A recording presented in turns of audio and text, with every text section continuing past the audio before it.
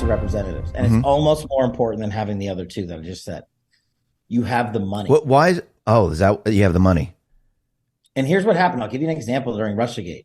Even though Paul Ryan, and let's just a side note here on Paul Ryan, we were investigating Russiagate back in 2017, 2018. He was the Speaker of the House, so he was the top of the chain of command. So we had to get his approval for every subpoena, which he basically didn't want us to do. And now we know why. Do you know that Paul Ryan received a copy of the Steele dossier 6 months before anyone at Congress ever heard of it, and never told Devin Nunes or myself that he had it? The head of the United States Congress, who asked us to investigate Russiagate, had the central piece of evidence in the entire investigation hand delivered to him, and he never told the committee. He said, please run this investigation on. This is what we were dealing with. And when I went to him and I said, look, these subpoenas are not being 100% complied with, and that was what was going on in the fall of 2017, I said, let's take their money. It's called fencing. It's just fancy terms for building an imaginary fence around their budgets. And you have to get the authorization from the Speaker. And again, no, I don't want to do that. I got him to agree to it one time.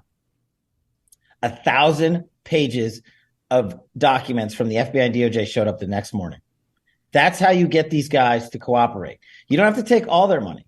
You just say, oh, hey, you guys want a new fleet of cars? Remember that was in the budget? Well, we, Congress, the House of Representatives, have the specific sole authority to seize that money.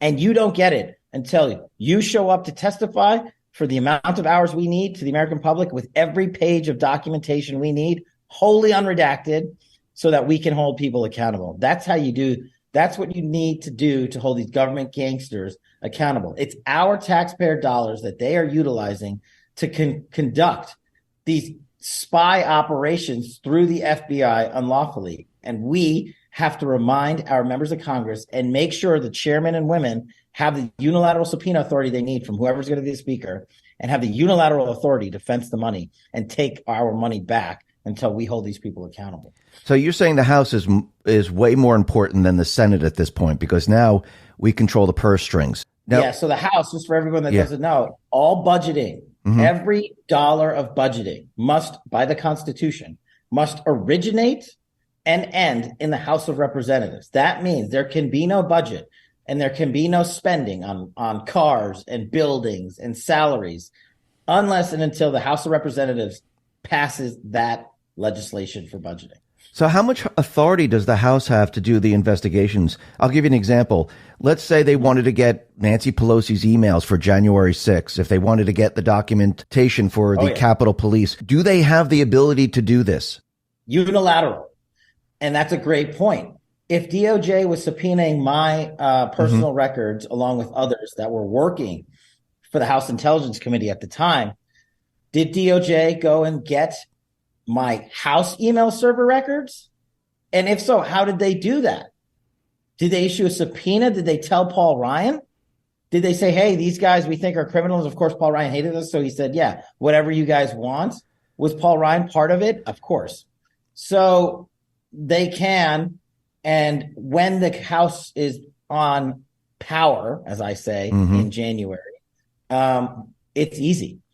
You, as the Speaker of the House, basically control the entire, let's call it server, that is the House of Representatives, right? Okay. So say Jim Jordan and the House Judiciary Committee wants to go over there and say, hey, I want the emails from the last 5 years for these guys that used to work here and these guys that currently work here.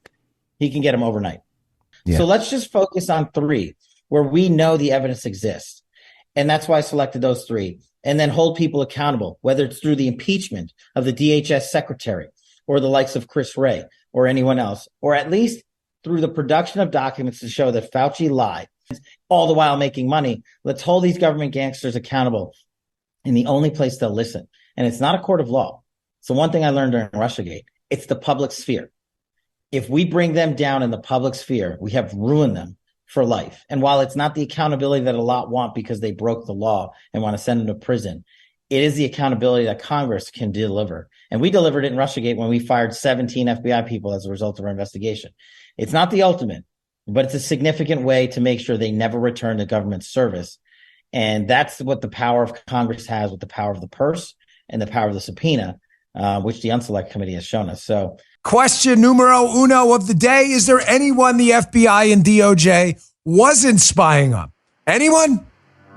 Folks, it's now clear we live in a third world republic. That's clear. It may not be an economic third world republic, granted, or a self-defense one, because our military is still the strongest in the world, thanks to the men and women who serve.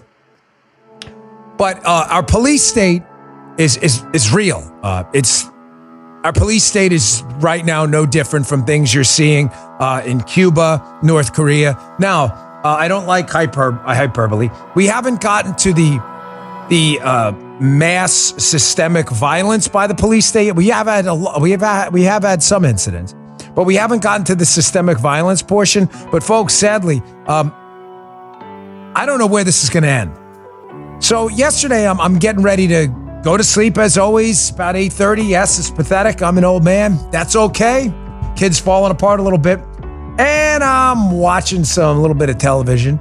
And I see this segment come on. Devin Nunes, who is a good friend of mine.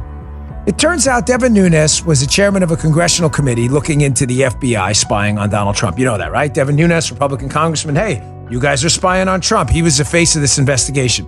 One of his chief investigators was a guy, good friend of this show, by the name of Kash Patel. Kash Patel knows everything about the FBI's massive spying operation on Donald Trump, a criminal enterprise they were involved in, the FBI.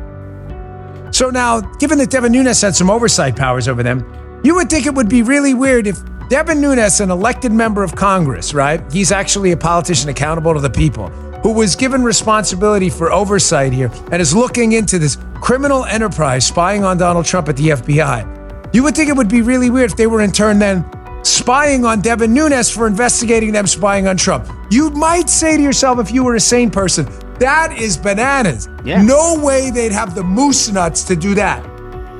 Joe, wheelbarrow. They'd have to take them, drop them in the wheelbarrow. That you'd be like, no way. Well, of course you'd be wrong, because I'm telling you, we are living in a third world, crazy, socialist style police state regime right now. There's zero question about it. Here, listen to Devin Nunes explain this last night. It looks like you were spied upon as well. What do you make of this now that we know it for sure? Well, look, at this point, Tucker, it appears to be that it's not just a couple staff. It looks like it probably is more. We only have a couple subpoenas at this point, so this is probably just the tip of the iceberg. And what this is remember, they targeted my lawyers. So, and if you go back to the time frame, what was happening? We were in a brawl with the Department of Justice and the FBI because we caught them spying on the Trump campaign and other Republican operatives in 2016 that continued on to 2017. At this time, we had confronted high-level folks at the highest level of the Department of Justice and the FBI saying that, look, we think you guys might have a problem here too. Maybe you should recuse yourself. Maybe you shouldn't be involved. You would have thought they would have got to the bottom of it. But instead what they did is they did this cute little way of reverse targeting me by going after my staff to figure out, how did we know this information? What were we going to do with this information? And this was all just months before we made this all public, that the FBI used the Clinton and DNC dirt to spy on Trump and the Trump campaign. Okay, so I never ever want to be accused of presenting to you problems with no solution. The solution to this problem of a now fully corrupted deep state, the solution is an easy one. The only question is, are congressional Republicans and hopefully the next Republican president going to have the nerve to follow through?